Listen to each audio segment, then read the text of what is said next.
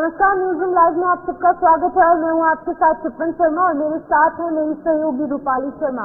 तो चलिए बिना किसी देरी के शुरुआत करेंगे इस अहम प्रोग्राम की, जहां पर की बड़ी खबर संसद के सामने आ रही है। आज वन नेशन वन इलेक्शन को लेकर लोकसभा में ये बिल जो है वो आज पेश होगा।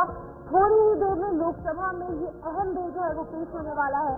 राज्यसभा में संविधान पर चर्चा का आज दूसरा दिन है और साथ ही साथ आपको बता दें कि कल वित्त मंत्री निर्मला सीतारमण ने चर्चा की शुरुआत की थी और इस संविधान पर चर्चा का आज दूसरा दिन राज्यसभा में होगा।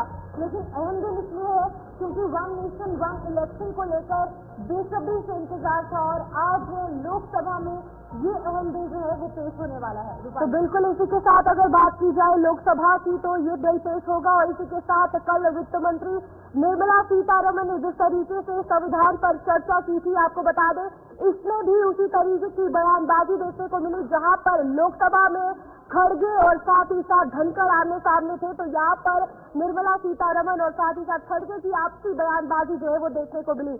आपको बता दें फिलहाल बिल को लेकर जो है सड़क से लेकर सदन तक हंगामा जो है वो देखने को मिल सकता है और आज प्रधानमंत्री नरेंद्र मोदी संविधान पर जो चर्चा है उस पर जवाब भी देंगे। और लगातार जिस तरीके से वन नेशन वन इलेक्शन की डिमांड की जा रही थी, बिल जो है सामने रखने की बात की जा रही थी, उसको लेकर खास तौर पर चर्चा की जानी है और आज का ये अहम मुद्दा वन नेशन वन इलेक्शन रहने वाला है। लेकिन यहाँ पर फिर विपक्ष कहीं ना कहीं सामने खड़ी है और ये कह रही है कि ये भारतीय जनता पार्टी का एक हथकंडा है, जहाँ पर वो एक समय में एक ही वक्त पर इलेक्शन करवा के सारे वोट जो है अपने हाथ में लेना चाहती है। अब देखा यह है कि ये बहस किस तरीके से जारी रहेगी और साफ तौर पर जो कहा जा रहा है सड़क से लेकर सदन तक का हंगामा, वो तस्वीरें कैसे सामने आएंगी ये देखना बाकी है।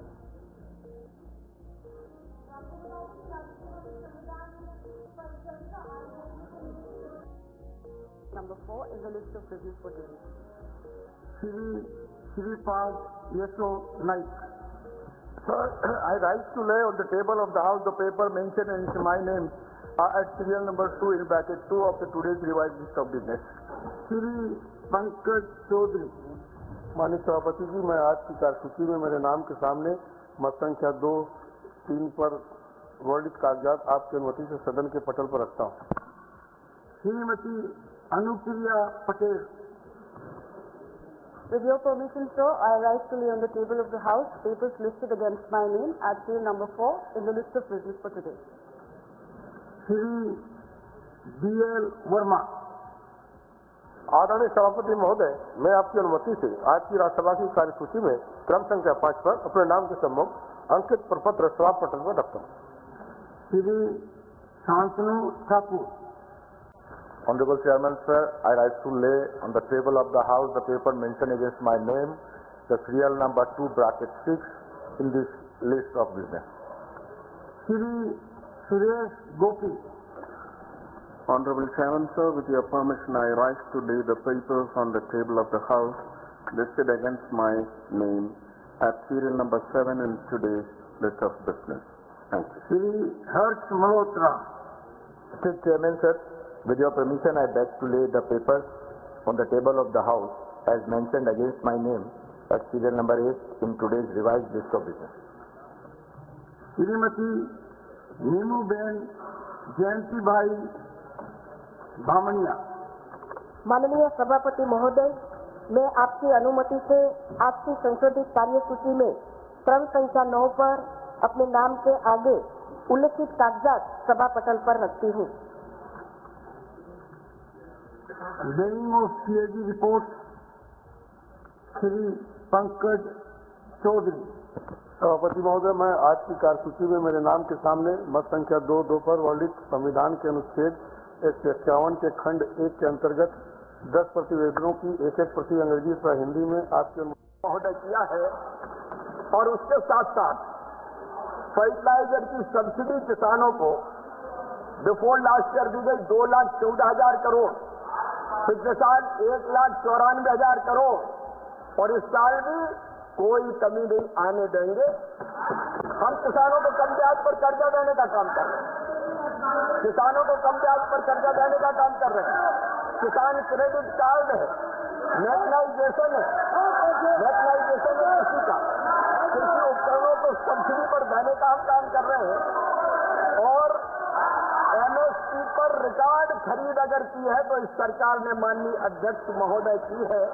मैं आज तुलना में नहीं जाना चाहता, अगर मेरे मित्र चाहे तो मैं तुलना करके भी बता सकता हूं। अकेले तिलहन की फसल, दलहन की फसल जब उधर की सरकार थी तो केवल 6 लाख मीट्रिक टन खरीदी थी हमने, 1,70,00,000 मीट्रिक टन किसान को सही दाम देने के लिए खरीदी है। एक नहीं अनेकों उपाय, अगर आप अनुमति दें तो मैं तो पूरी बहस कर सकता हूं।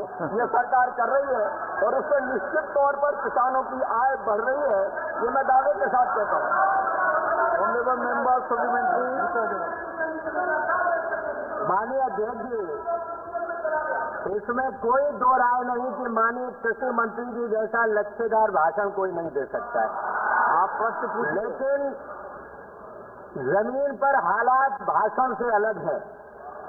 मैं जानना चाहता हूँ एमएसपी। तो बिल्कुल आप देख सकते हैं कोविड कमेटी की सिफारिश क्या है ये भी आपको बताएंगे, जहाँ पर सभी विधानसभाओं का कार्यकाल 2029 तक बढ़ाया जाएगा।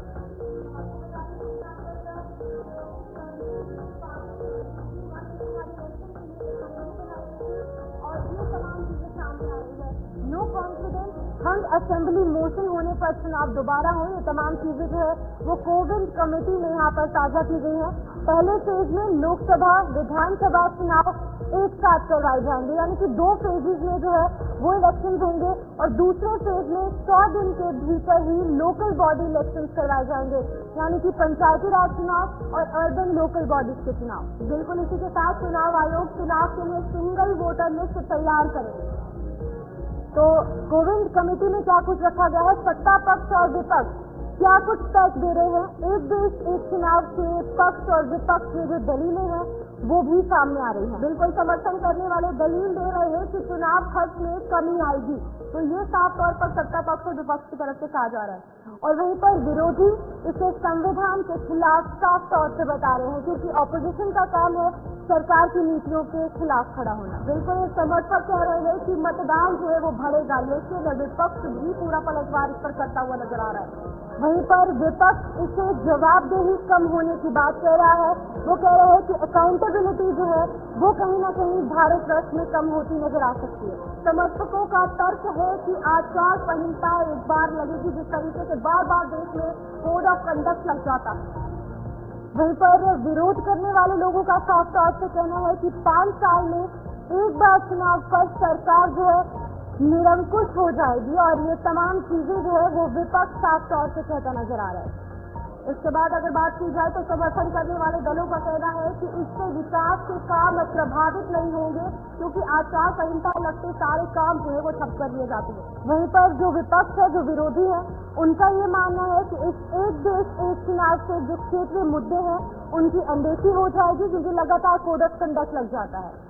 तो बिल्कुल यहाँ पर इस वक्त की बड़ी खबर सामने आ रही है, जहाँ संसद परिसर में कांग्रेस का विरोध प्रदर्शन जो है वो देखने को मिला है, और बांग्लादेश के मुद्दे पर प्रदर्शन जारी है, जहाँ पर लगातार हिंदुओं को लेकर और जो अत्याचार है, ईसाइयों को लेकर जो अत्याचार हो रहा है उस पर कहा गया है कि ये मंजूर नहीं है। फिलहाल आपको बता दें कि कार्रवाई जो है वो जारी है।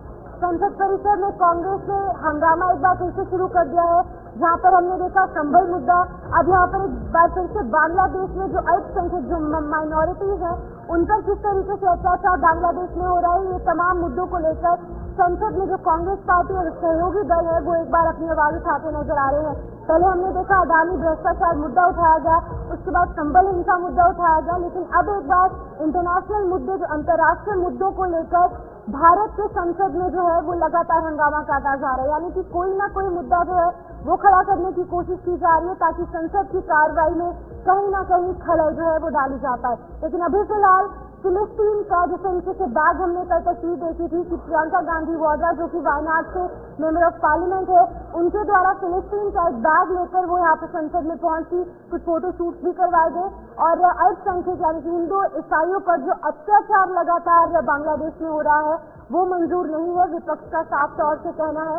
और एक और मुद्दा उठाया जा रहा है, साफ तौर से कहा जा रहा है कि सरकार को इसके लिए कोई कड़े कदम उठाने के बाद राज्यसभा से लाइव तस्वीरें आप देख रहे हैं, जहाँ पर जेडी नड्डा इस वक्त संबोधित करते हुए नजर आए। चर्चा का जो संविधान पर चर्चा की जा रही है उसके बारे में क्या कुछ कह रहे हैं? और कुछ ही समय बाद, कुछ ही दिनों बाद हमें अपने रिपब्लिक को, गणतंत्र को 75 साल पूरे होते हुए देखने का भी सौभाग्य मिलेगा और उसका भी चश्मदीद गवाह होने का सौभाग्य मिलेगा। ये जो सेलिब्रेशंस है, ये जो हम उत्सव के रूप में मनाते हैं, यह एक तरीके से हमारी संविधान के प्रति समर्पण, संविधान के प्रति प्रतिबद्धता, संविधान के प्रति कमिटमेंट को मजबूती प्रदान करता है। चाहे कोई सदन में उस तरफ हो चाहे इस तरफ हो, चर्चा, वाद विवाद और डिस्कशन, कुल मिलाकर के ये सारी डिस्कशन एक तरीके से हम सबको अपने संविधान को मजबूती देने में, कमिटमेंट के साथ खड़े होने में एक अवसर प्रदान करता है। और इसीलिए हम इस अवसर को, राष्ट्रीय लक्ष्य को पूरा करने के लिए हम सब इसका सदुपयोग करेंगे, ऐसा मेरा विश्वास है। हम सब जानते हैं कि भारतवर्ष लार्जेस्ट डेमोक्रेसी तो है ही, लेकिन जैसा हमारे प्रधानमंत्री जी ने कहा, it is not only the largest democracy but it is the mother of democracy, that we have to understand. यह प्रजातंत्र की जननी है और जब हम इसको लार्जेस्ट डेमोक्रेसी की बात करते हैं तो हमें यह भी ध्यान में रखना चाहिए कि संविधान समिति के सदस्य और संविधान के निर्माता इस बात को जानते थे कि यह देश नेशन इन मेकिंग नहीं है, ये नेशन था, पुरातन देश था। और ये पुरातन देश हमारी मान्यताओं के आधार पर, हमारी संस्कृति के आधार पर, हमारे एथोस के आधार पर, हमारे पुरातन विचार पर यह समाहित था। और इसीलिए आप कॉन्स्टिट्यूएंट असेंबली की डिबेट को जब देखेंगे तो हमेशा भारत की संस्कृति, भारत का इतिहास, भारत का गौरवमय इतिहास, इसका बार बार उल्लेख होता है। और जब हम पुरातन विचार की बात करते हैं और हम इंडियन एथोस की बात करते हैं तो इंडियन एथोस में हम पाते हैं democracy comprises of freedom, acceptability, equality, inclusivity of in society and allow the common citizens to lead a quality and a dignified life. इसके लिए हम समर्पित हैं और ये विचार कॉन्स्टिट्यूएंट असेंबली के सदस्यों के मन में भरपूर पूर्ण तरीके से समाहित था और ये चर्चा हम सबको देखने को मिलती है। हम अगर ऋग्वेद की बात करें, अथर्ववेद की बात करें और हम अपने पुराने मैन्युस्क्रिप्ट की बात करें तो हमें ध्यान में आता है कि सभा, समिति, संसद, इन सभी शब्दों का प्रयोग हुआ है। यह इस बात को बताता है कि हमारे यहाँ डिस्कशन, डिबेट, डेलिब्रेट, ये हमारे इथोस में, हमारी कल्चर में, हमारे संस्कृति में विराजमान रहा है। और उसी को आगे बढ़ाने में हमारे संविधान निर्माताओं ने इस बात को रखा कि भारत पुनः उन बातों को समझकर, ध्यान रख करके, अपने गौरवमय इतिहास को ध्यान में रख करके, अपनी संस्कृति, अपनी सभ्यता को ध्यान में रख करके, वह जो ये राष्ट्र है विच इज टाइम्स इमेमोरियल, उसको ध्यान में रख करके हम अपने संविधान का निर्माण कर रहे हैं। हमें जम्बूद्वीप, भारतवर्ष, आर्यवर्ष, भारतवर्ष, इन शब्दों का प्रयोग आजादी के बहुत बहुत पहले हम लोगों ने उपयोग में लाया। यह भी इस बात का प्रमाण है कि हम निश्चित रूप से अपनी संस्कृति को ध्यान में रख करके हम सबने संविधान का संविधान का फॉर्मेशन किया। मैं यहाँ ये भी ध्यान में लाना चाहता हूँ, आजकल हमें संस्कृति की बातचीत करते हैं तो कई बार तकलीफ भी होती है कई लोगों को। जब हम संस्कृति की बात करते हैं तो कई बार लोग ये महसूस करते हैं कि हम प्रोग्रेसिव नहीं हैं, मैं उनके सिर्फ ध्यान में लाना चाहता हूं कि संविधान की मूल प्रति में भी अजंता अलोरा की गुफाओं का उसमें छाप दिखती है। उसमें हम सबको कमल का भी छाप दिखता है और कमल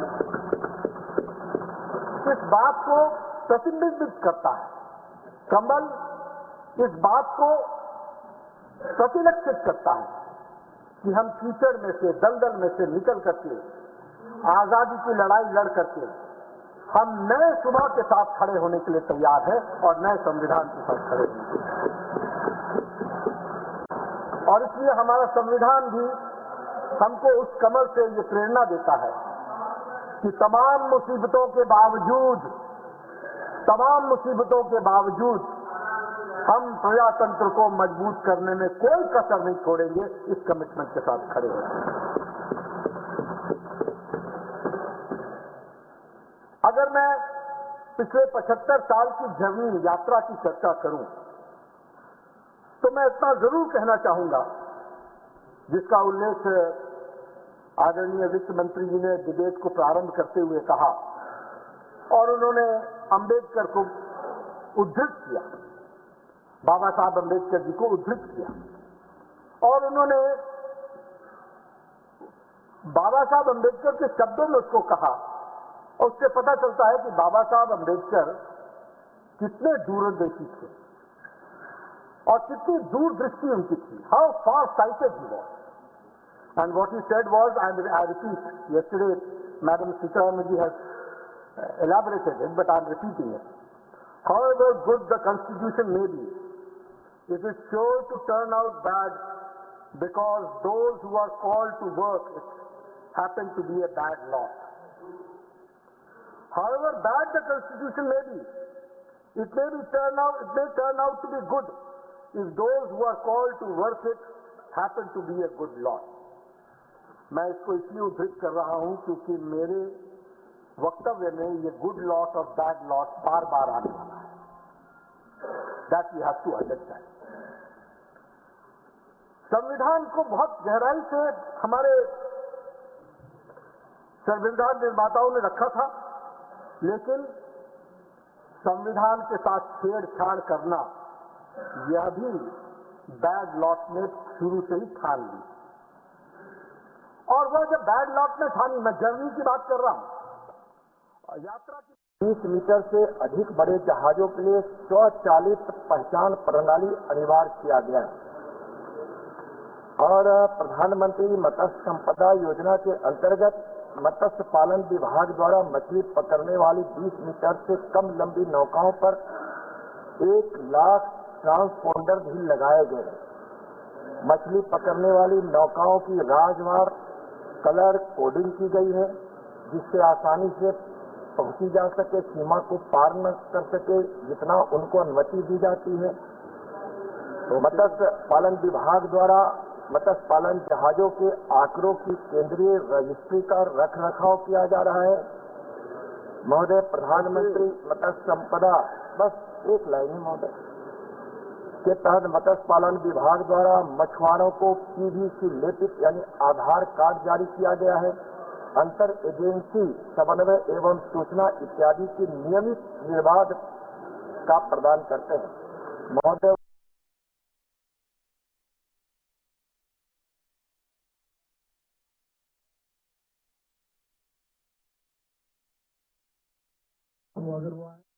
and one was left, and that one was left, that was Jammu Kashmir, to the then Prime Minister Jawaharlal Nehru.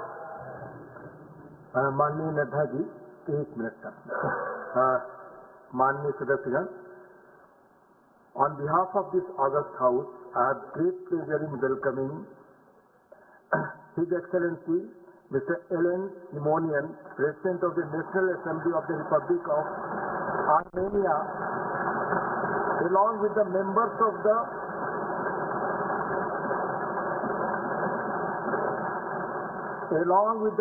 of the parliamentary delegation who are on a visit to India as our honored guests. The delegation arrived in Delhi Honorable members, the delegation arrived in Delhi from Armenia on Monday, 16 December 2024. They are now seated in the special box. Besides Delhi, they will also reach Jaipur and Agra before their departure from India. We wish them a pleasant and fruitful stay in our country. Through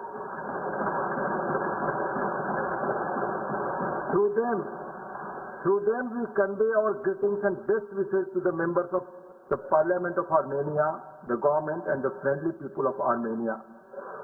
Honorable Netaji.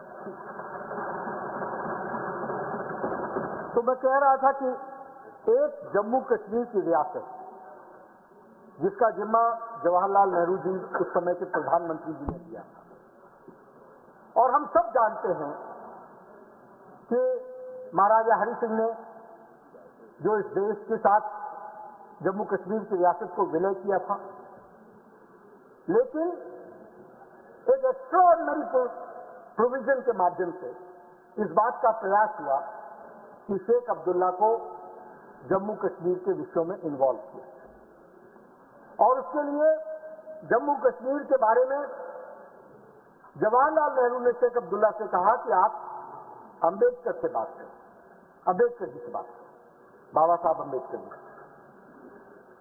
बाबा साहब अंबेडकर जी को जब उन्होंने approach किया तो article 370 जो बाद में आया, वह उसके बारे में बाबा साहब अंबेडकर ने क्या कहा वो मैं आपको उद्धृत करना चाहता हूं। उन्होंने कहा, you wish India should protect your border, she should build roads in the area, she should supply you food grains, and Kashmir should get equal status as India. Government of India should have only limited powers and Indian people should have no rights in Kashmir. To give consent to this proposal would be treacherous thing against the interests of India, and I as a law minister of India will never do it. बड़े स्पष्ट शब्दों में बाबा साहब अंबेडकर ने शेख अब्दुल्ला के, लेकिन संविधान पर आघात तो शुरुआत हो चुकी थी। आर्टिकल 370 आया और आर्टिकल 370 के ही विरोध में मुझे ये गौरव है ये बोलते हुए कि उस समय के जनसंघ के संस्थापक अध्यक्ष डॉक्टर श्यामा प्रसाद मुखर्जी ने इस आवाज को उठाया और कहा, एक देश में दो निशान, दो विधान और दो संविधान, दो प्रधान नहीं चले। और उन्होंने बलिदान दिया। श्रीनगर की जेल में संदेहास्पद स्थिति में उन्होंने अंतिम सांस ली। ये इस बात का प्रमाण है। और श्यामा प्रसाद मुखर्जी जी के, again I talk about the good lot and the bad lot, Shyama Prasad Mukherjee की माता जी ने चिट्ठी लिखी जवाहरलाल नेहरू जी को और ये कहा कि इसका इन्वेस्टिगेशन होना चाहिए।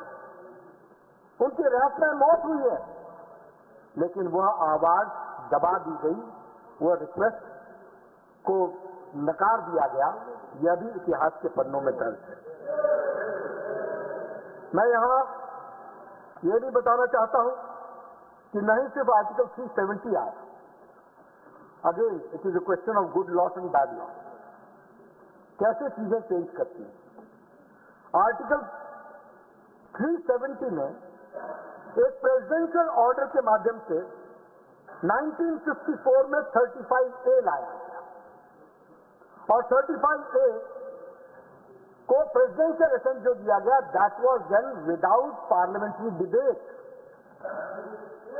उस पर पार्लियामेंट में डिबेट नहीं हुई। आजकल बहुत चर्चा होती है डेमोक्रेसी की, आजकल बहुत चर्चा होती है प्रजातंत्र की। आप 370 में 35A प्रेसिडेंशियल ऑर्डर से लाते हैं और आप उसकी डिबेट तक नहीं करते हैं, बाईपासिंग दी यूजुअल पार्लियामेंट्री प्रोसीजर। वह 35A लागू हो गया और वह 35A क्या था? वह 35A डिफाइन करता था कि जम्मू कश्मीर में कौन जम्मू कश्मीर का नागरिक होगा, who will be this state citizen. और जम्मू कश्मीर के दृष्टि से उसी को नागरिक माना जाएगा जो 1944 के पहले रहा करते थे। बाकी किसी को भी स्टेट का सिटीजनशिप, स्टेट की डोमिसाइल नहीं दी जाएगी। और मैं पहले ही बता चुका हूं कि एक देश में 2 विधान हो गए थे, 2 प्रधान हो गए थे, 2 निशान हो गए थे।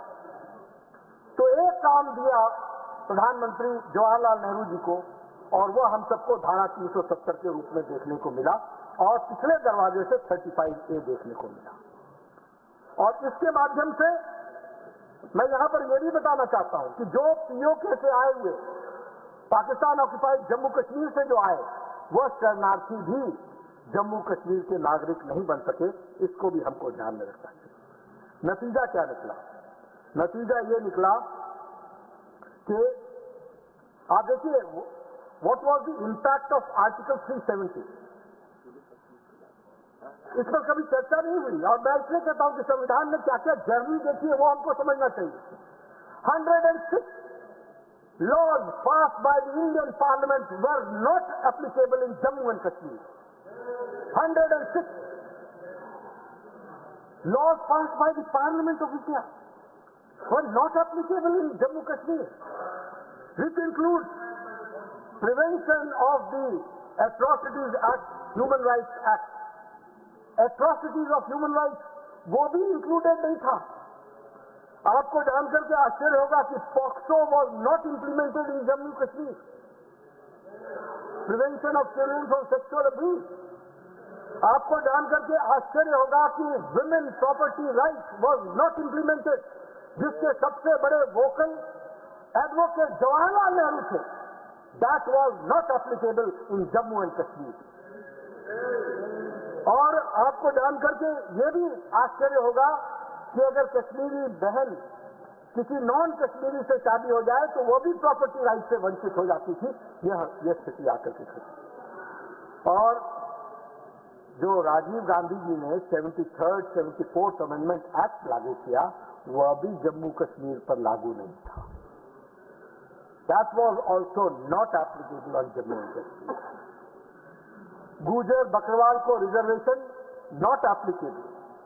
रिजर्वेशन टू SC, आज हम सब लोग बड़े चैंपियन बनते हैं SC।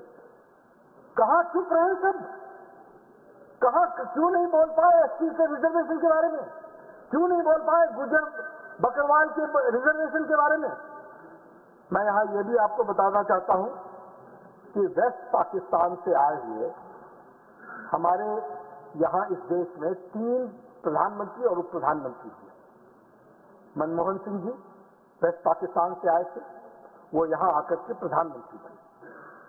I.K. Gujral waste Pakistan से आए थे, वो यहां पर प्रधानमंत्री बने। हमारे deputy prime minister Lal Krishna Advani ji waste Pakistan से आए थे, वो यहां पर डिप्टी प्राइम मिनिस्टर बने। लेकिन आप आश्चर्य करेंगे कि पाकिस्तान ऑक्युपाइड कश्मीर से आया हुआ व्यक्ति जम्मू कश्मीर की विधानसभा में पंचायत का चुनाव नहीं लड़ सकता था। वो विधानसभा का सदस्य नहीं बन सकता था। ये आर्टिकल 370 की देन थी, जिसके बारे में अभी भी लोग बोलते हैं कि आर्टिकल 370 को वापस लाना चाहिए। वो आर्टिकल 370 क्या देता था? यानी वो पंचायत का चुनाव न लड़ सके, विधानसभा का सदस्य न बन सके, विधानसभा में वोट न दे सके। They were not allowed to give vote. ये स्थिति आकर के खड़ी थी, और ये आर्टिकल 370 के तहत हम लोगों को देखने को मिला।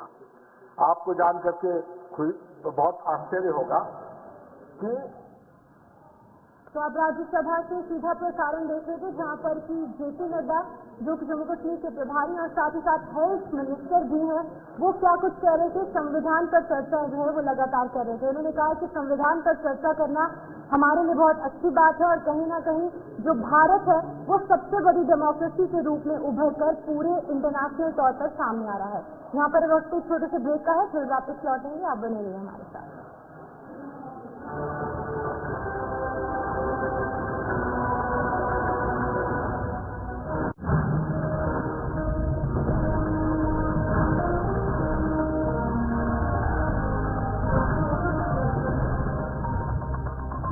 बहुत कोशिश की, लेकिन फिर भी मैं मां नहीं बन पा रही थी।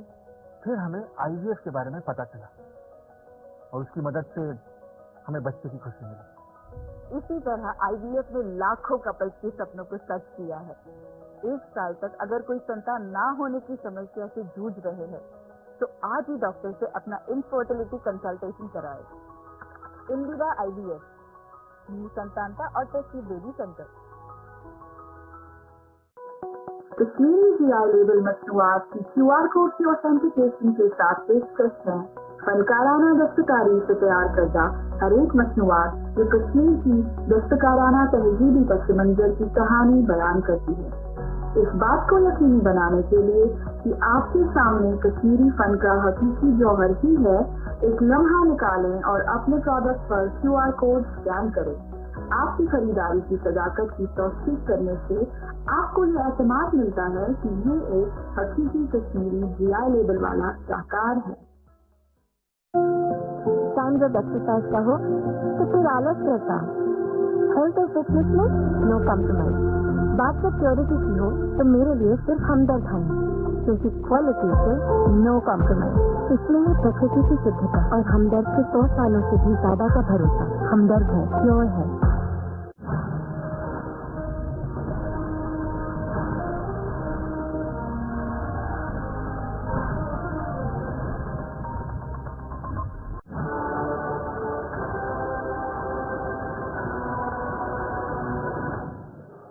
तो चलिए ब्रेक के बाद लौट चुके हैं, आगे बढ़ते हैं जहां पर वाराणसी की अगर बात की जाए तो इस वक्त बड़ी खबर वहां से आ रही है। आपको बता दें वाराणसी में मंदिर जो है वो मिला है और लगातार वाराणसी चर्चाओं में एक बार फिर से बनता हुआ नजर आ रहा है। संभल के बाद वाराणसी में मिला मंदिर और संभल के बाद काशी में 40 साल पुराना मंदिर मिला है। मंदिर मस्जिद विवाद को लेकर अगर बात की जाए एक और नया खुलासा जहां पर वाराणसी में मुस्लिम आबादी के बीच एक मंदिर मिला है। तो आपको बता दें कि यहाँ पर मंदिर को मिट्टी से पाटने का दावा किया गया है और ये मंदिर 40 साल पुराना नजर आ रहा है। जहाँ पर अगर हम संभल की बात करेंगे वहाँ पर जो हनुमान मंदिर मिला था 40 साल पुराना था, लेकिन एक बार फिर से अब वाराणसी में भी मंदिर के कुछ अवशेष मिले हैं जहाँ पर वाराणसी में मुस्लिम आबादी के बीच में ये मंदिर मिला है।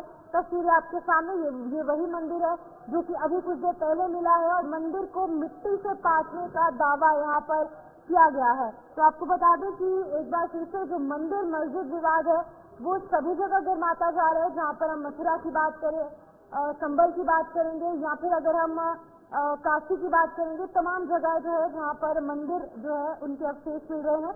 लेकिन अब वाराणसी में मुस्लिम आबादी के बीच में एक मंदिर मिला है। जो अधिकारी है वो यहाँ पर जांच में जुट चुके हैं, क्योंकि ये मुस्लिम इलाका है जहाँ पर की ज्यादातर समुदाय विशेष के लोग रहते हैं और इसके बीच में एक मंदिर मिलना अपने आप में बहुत बड़ी बात है। और अब अधिकारी जो है वो जांच में जुट चुके हैं, तमाम जो सिक्योरिटी एजेंसीज है वो यहाँ पर काम कर रही है। लेकिन वाराणसी पुलिस सहायक केंद्र जो है वो लगातार इस पर कार्रवाई करता नजर आ रहा है।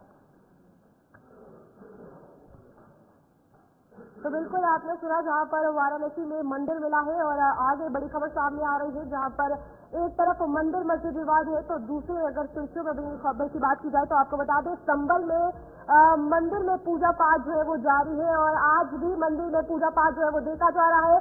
46 साल बाद मंदिर जो है वो खुला है और आज सुंदर कांड का पाठ जो है इस मंदिर में करवाया जाएगा।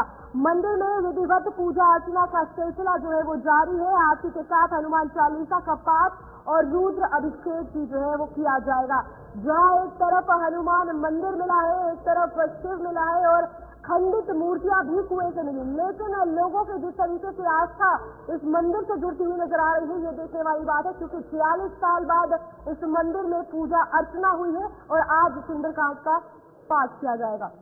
संभल में पूजा पाठ का सिलसिला आज भी देखने को मिल रहा है। पिछले 2 दिन से ये पूजा पाठ जो है वो हो रहा है, जहाँ पर कल हमने आपको तस्वीरें दिखाई थी। कुएं की खुदाई के दौरान एक बड़ा खुलासा हुआ।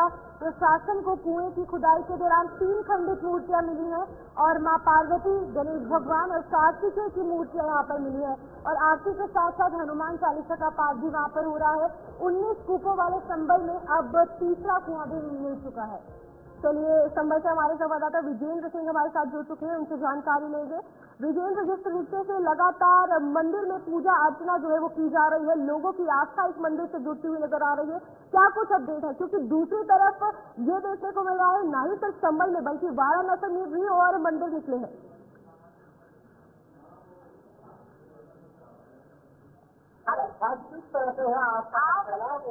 और लगातार सुबह से ही जैसे ही यहाँ भोर हुई उसके बाद यहाँ श्रद्धालु किस तरह से यहाँ पर बैठे हुए हैं, लगातार पूजा कर रहे हैं, कतार लगी हुई है। मैं आपको बता दूं, आप देख सकते हैं कैमरामैन दरवाजे से दिखाएं मंदिर के, और बीज बजरंगी और भोले बाबा के जयकारों से यहाँ भीड़ हो रही है बहुत ज्यादा। और यहाँ पर दरवाजा जो है गेट पर, मंदिर के गेट पर आप देख सकते हैं किस तरह से कतार लगी है। लगातार यहाँ से जो भक्त है वो लगातार यहाँ पर देखिए किस तरह से लाइन में लगे हुए हैं। और मंदिर का जो दरवाजा है वो छोटा है, उसकी वजह से यहाँ लगातार जो है दिक्कत हो रही है। क्यों? इसी वजह से लाइन, एक बार कैमरामैन और दिखाई किस तरह से जो लाइन लगी है, वो श्रद्धालुओं की लाइन यहाँ पर भारी तादाद से लगी हुई है। और जो श्रद्धालु है, पुलिस का भी यहाँ पर चाकचौबंद है, जिससे यहाँ पर कोई दिक्कत ना हो। पुलिस बराबर यहाँ पर तैनात है श्रद्धालुओं की सुरक्षा के लिए, हर चीज के लिए। क्योंकि बराबर में मैं आपको बता दूं, जो स्टेशन आ रहा था मंदिर की सीमा में, वो उसको चिन्हित करके करवाया जा रहा है। वो मोहम्मद मतीन का मकान है, मंदिर के जस्ट पीछे वो मकान है हमारे, बिल्कुल जहाँ से त्रिपाल पड़ी है, सुरक्षा के लिए त्रिपाल डाली गई है। क्योंकि तीसरी मंजिल से छज्जा गिराया जा रहा है और स्टेज से गिराने का भी काम चल रहा है यहाँ पर लगातार जो है। और मैं आपको बता दूं, यहाँ पर पूजा अर्चना हो रही है। बराबर में एक चबूतरा है जिसको प्रशासन ने खाली कराया है। यहाँ महिला बैठ करके सुंदरकांड हो रहा है, सुंदरकांड का पाठ किया जा रहा है, हनुमान चालीसा यहाँ पर पढ़ा जा रहा है, आरती हनुमान जी और सिद्धि की जा रही है। लगातार श्रद्धालुओं का जो सैलाब है उमड़ता जा रहा है। अब बात संभल की रही है, अब पूरे भारत देश का ये प्राचीन शिव मंदिर आस्था का केंद्र बन गया है और आकर्षण बना हुआ है। जी विजेंद्र, यहाँ पर लोगों में मैं देख सकती हूँ काफी ज्यादा उत्साह देखने को मिल रहा है। लोगों से बात करने की कोशिश कीजिएगा क्योंकि काफी उत्साहित ये जो भक्तजन है, जो श्रद्धालु है, वो नजर आ रहे हैं। जी बिल्कुल बिल्कुल, मैं बात करता हूँ। क्या नाम है आपको? कहाँ से आए? कापुर से। आज तक क्या सूचना मिली मंदिर को लेकर? मंदिर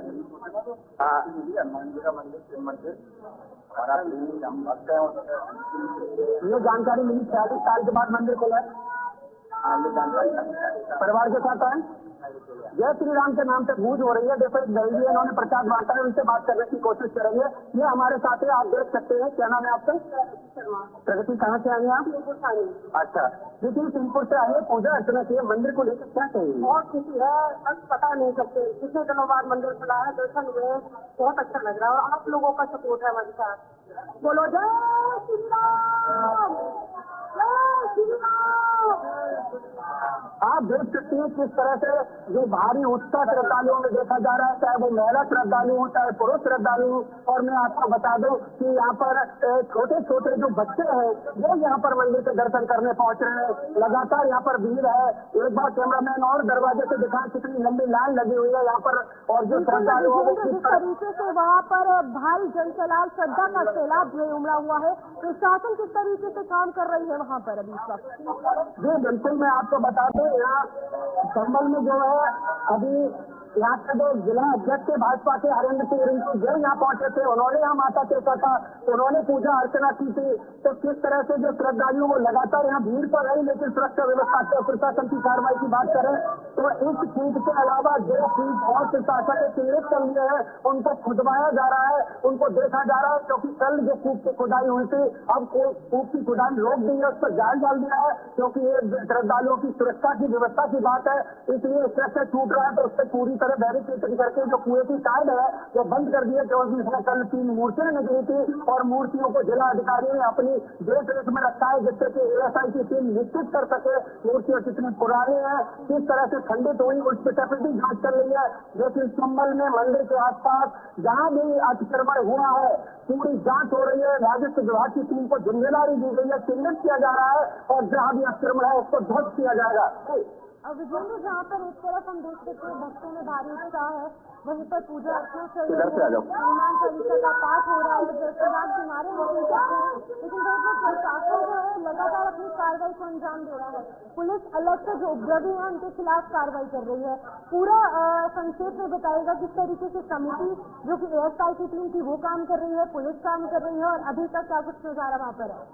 जी बिल्कुल, मैं आपको बता दूं, जैसे जिला अधिकारी पहले निश्चित कर चुके हैं कि जो बिजली चोरी का जो मामला है, बिजली की चोरी हुई है, वो बहुत ज्यादा चोरी हुई है और लगभग 1,30,00,000 रुपए इसमें प्रशासन ने चिन्हित कर दिया है। 50 लोगों के खिलाफ FIR हो चुकी है।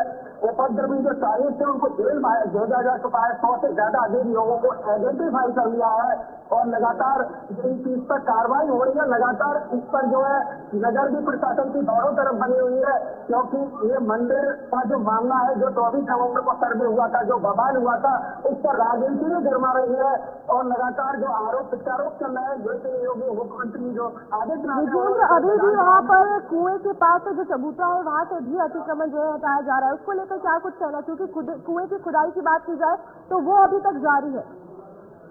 बिल्कुल, मैं आपको बताता हूँ, मैंने बताया था कि अभी कुएं की जो खुदाई है वो रोक दी है, क्योंकि श्रद्धालुओं की जो संख्या है वो बहुत ज्यादा है। कुआं 20 फुट गहरा सूख चुका है, तो इसलिए उस पर जान डालकर पूरी वेरिफिकेशन करके चारों तरफ से प्रशासन ने कुएं को बंद कर दिया, अभी जो ऊपर से बंद कर दिया है जाल डाल के, जिससे कोई श्रद्धालु इसमें ना गिर जाए।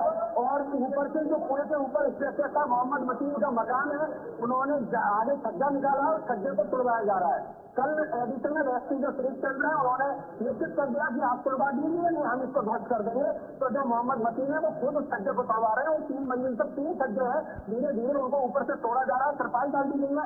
इसलिए जो कुआं का एरिया है वो पूरी तरह से इस समय सुरक्षित कर दिया है, वहाँ पर कोई नहीं है। लेकिन अब जो श्रद्धालु है वो मंदिर पर पूजा अर्चना कर रहे हैं। बिल्कुल विजेंद्र, संबल के अलावा अगर बात की जाए, लगातार जिस तरीके से अतिक्रमण किया जा रहा था, हटाया जा रहा है अब, और 46 साल बाद इस मंदिर में पूजा की गई है। ना ही सिर्फ संबल की बात की जाए, बल्कि अब प्रशासन बाकी एरियाज में भी किस तरीके से काम करता हुआ नजर आ रहा है, क्योंकि अब जिस तरीके से ये मंदिर 400 साल पुराना मंदिर निकला है, लोगों के सेंटिमेंट जरूर इससे जुड़े हैं। बिल्कुल, ये आस्था का मामला है और मैं आपको बता दूंगा भाई, ये संबल की रास्ता नहीं है, ये पूरे भारत देश की रास्ता है। क्योंकि यहाँ पर जो है मुरादाबाद, बरेली, मथुरा, रामपुर, जगह जगह से अन्य मंडलों से श्रद्धालु पहुंच रहे हैं। आप देख सकते हैं जो भीड़ है, ज्यादातर महिलाएं, लड़कियां हैं, महिलाएं हैं, जो श्रद्धालु है वो यहाँ पर कितनी तादाद में पहुंच रहे हैं। कैमरामैन एक बार और दिखाएं, पूरे 1.5 लाख तक देख सकते हैं कितनी लंबी लाइन यहाँ पर लगी है। तो अब ये संबल की आस्था से मामला नहीं जुड़ा है, ये पूरे भारत देश की आस्था है। ये प्राचीन शिव मंदिर जो है पूरे देश का आस्था का केंद्र बन गया है और आकर्षण बना हुआ है। लोगों के दिल में यह है कि आखिर उस मंदिर में ऐसा क्या है, जाके लोग यहाँ पहुंच रहे हैं, माथा टेक रहे हैं, प्रसाद बांट रहे हैं। और यहाँ तक मैं आपको बता दूं, लड्डुओं की और प्रसाद की पूरी पेटी की पेटी यहाँ नजर आ रहे हैं, प्रसाद वितरण कर रहे हैं लगातार। लेकिन अगर इस चीज को देखा जाए अन्य कार्रवाई को लेकर के, तो जो हमें बता दें, संबल में 19 कूप है, 52 सराय, 68 तीर्थ संबल में समावेश है। ये संबल देवनगरी माना जाता है, क्योंकि आला कांड से यहाँ की स्थिति जुड़ी हुई है और यहाँ पृथ्वीराज चौहान की जो कहानी है वहाँ से स्थिति जुड़ी हुई है। पूरा ये संबल जो है ये संबल मामला हमने गर्माता देखा है। अभी फिलहाल अगर आज की बात करेंगे तो आज भी संबल में जो हिंसा हुई थी, यहाँ पर जिस तरीके से वहाँ पर पूजा अर्चना हो रही है, तमाम बातें जो है वो संसद तक पहुँची हैं। सिर्फ राज्यसभा ही नहीं, लोकसभा में भी इसको लेकर चर्चा हुई है। बिल्कुल, लोकसभा से लेकर और विधानसभा तक तमाम यहाँ पर जो राजनीति हो रही है, सियासत हो रही है। कल भी जो यहाँ के विधायक संबल के नवाब इकबाल, उन्होंने कहा था कि इसकी चाबी जो है रस्तोगी परिवार के पास थी और मंदिर में 2006 तक पूजा हुई। लेकिन आज हमने जीरो ग्राउंड से जिनका वो नाम ले रहे थे उनसे ही लेकर 24 टीम में काम बात की है। लेकिन उन्होंने बताया हम तो 1978 के बाद यहाँ से चले गए थे और हमें दहशत की वजह से यहाँ जाना पड़ा, क्योंकि यहाँ पर जो हिंदू परिवार थे उनको जिंदा जला दिया था और इसी दहशत की वजह से हम घर छोड़ गए थे। हमने कोई पूजा 1978 के बाद नहीं की। तो जिस तरह से राजनीति हो रही है, विधानसभा हो चाहे लोकसभा, लेकिन योगी आदित्यनाथ ने क्लियर कर दिया है कि कोई भी गिरफ्तारी बिना सबूत के नहीं हो रही है और एक भी पत्थरबाज संबल का बख्शा नहीं जाएगा। तो बिल्कुल विजेंद्र, क्या कुछ लगता है आगे जिस तरीके से मंदिर में पूजा अर्चना की जा रही है, क्या कोई ट्रस्ट इसे संभालेगा या अभी कुछ देर तक प्रशासन के हाथ में ही रहने वाला है? देखो, अभी तक तो ये कमान है मंदिर की वो प्रशासन के हाथ में है, क्योंकि आगे देखना ही होगा। जीर्णोद्धार की बात जिलाधिकारी के डॉक्टर राजेंद्र पैसिया उन्होंने कल कही थी, क्योंकि कई सामाजिक संगठन जो है, यहाँ के सामाजिक लोग हैं, वो जीर्णोद्धार कराने की बात कर रहे हैं। तो अब देखना ही होगा कि मंदिर के पहले तो ये क्लियर कर दिया जाए कि मंदिर की जो एरिया है वो कितना है, मंदिर का जो पूरा पैरस है वो कितना बनता है, अभी चिन्हित किया जा रहा है। राजस्व विभाग को जिम्मेदारी दी गई है, नक्शे के हिसाब से इसको देखा जाएगा कि मंदिर का एरिया कहाँ तक है। उसके बाद ये स्ट्रक्चर जो छूट रहा है इसको ये देखना है प्रशासन इससे संतुष्ट हो पाता है या नहीं। इसके बाद भी अगर कहीं आक्रमण होता है तो उसके बाद स्वयं प्रशासन इसको ध्वस्त करेगा, उसके बाद आगे देखा जाएगा कि ये ट्रस्ट बनेगा या फिर जीर्णोद्धार के बाद प्रशासन क्या इसका निर्णय लेता है। जी ठीक है विजेंद्र, बहुत बहुत शुक्रिया तमाम जानकारी देने के लिए। जहाँ पर विजेंद्र जो है संबल से लगातार जो सीधी तस्वीरें हैं वो साझा कर रहे थे, जहाँ पर लोगों में काफी ज्यादा उत्साह देखने को मिल रहा है। भक्तजन जो है वो काफी उत्साहित नजर आ रहे थे। रूपाली बिल्कुल इसी के साथ संबल की अगर बात की जाए तो लगातार जिस तरीके से मंदिर में पूजा अर्चना की जा रही है, लोगों का जनसलाहट जो है वो देखने को मिल रहा है, क्योंकि आस्था की अगर बात की जाए तो वो भी नजर आ रही है। और इसी में आगे बढ़ेंगे, जहां पर अगर बात की जाए बड़ी खबर की तो फिलहाल इस वक्त जिस तरीके से संबल में लगातार अतिक्रमण जो है वो हटाया जा रहा है और लोगों की आस्था जो है वो जुड़ती हुई नजर आ रही है। फिलहाल न्यूज रूम लाइव में इतना ही, खबरों का सिलसिला जारी रहेगा। नमस्कार।